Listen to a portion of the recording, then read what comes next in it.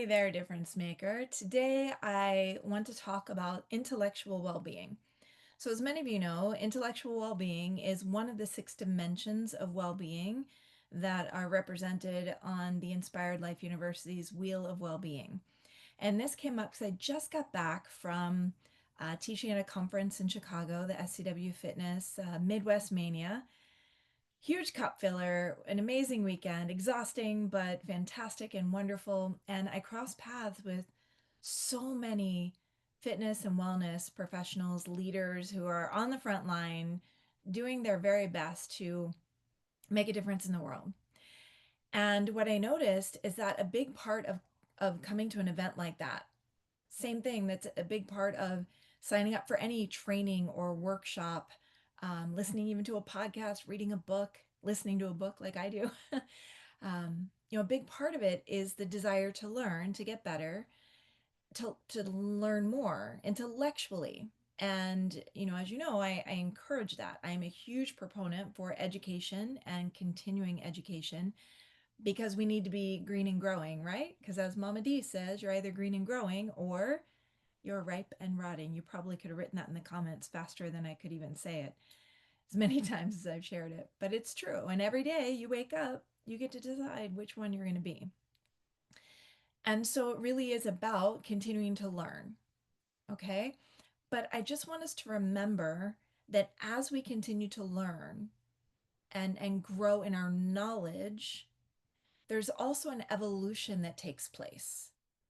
And sometimes that affects more than just our brain power, than just our knowledge base. It can affect our mindset. Let me make the connection here for you. And a mindset, of course, relates to emotional well being. So bring the two together. When you show up for yourself and you continue to learn and to grow so that you can, just get better at what you do and do a better job of making a difference in other people's lives. I mean, it's what we all want to do, right? It creates a sense of confidence. It creates a boost in our self-esteem, and it creates more clarity for what we want to do in the world. Like every time you learn, whether it's a new skill or new bits of information, or you find yourself inspired by some new topic and new direction and you learn more about it, by all means, you're filling the treasure trove with more knowledge, more nuggets, more golden nuggets, as I like to call them. But it's also helping you create more clarity about what you're capable of, perhaps more clarity about who you feel you could help and how you could help them. And then it, of course, arms you with more tools to be able to help them.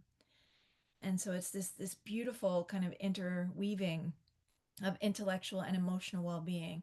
As I often say, all the different dimensions, the elements that live on that wheel, they just are all interconnected, which is why if you've ever seen the wheel, they're all kind of connected.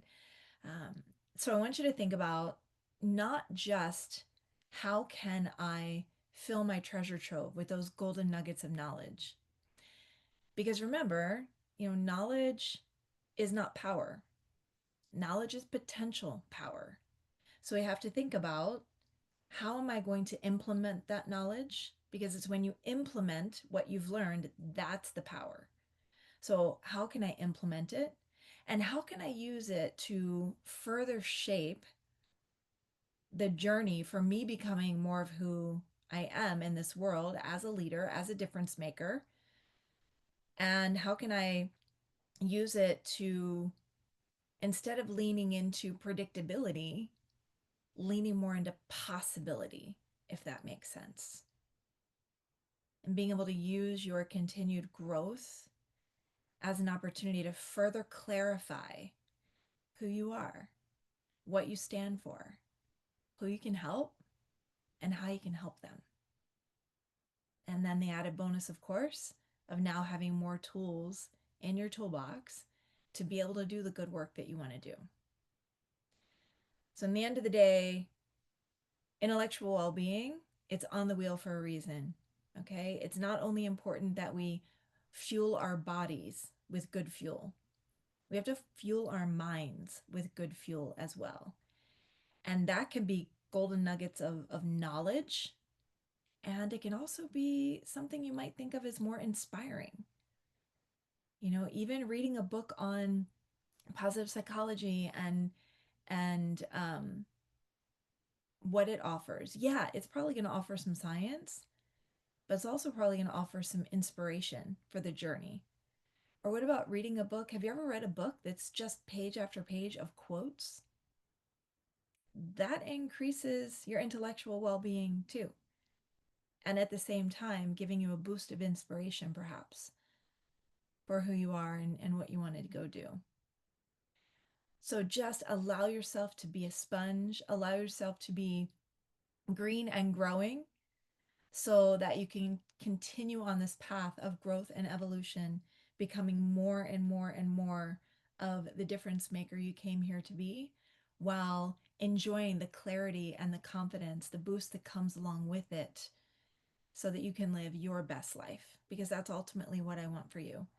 I want you to live the life of your dreams while you're helping everybody else do the same. I want you to live your healthiest, happiest, best life while you're helping others do the same. So that's what I have for you today. Intellectual well being, highly underrated. Make it a priority, and I promise it will pay dividends. For now, it's Kimberly from the Inspired Life University. Love being able to bring these messages to you. By all means, feel free to comment, ask any questions, share any topics that you would like me to cover. I'd love to hear from you. But until next time, I am sending you much, much love. Take care.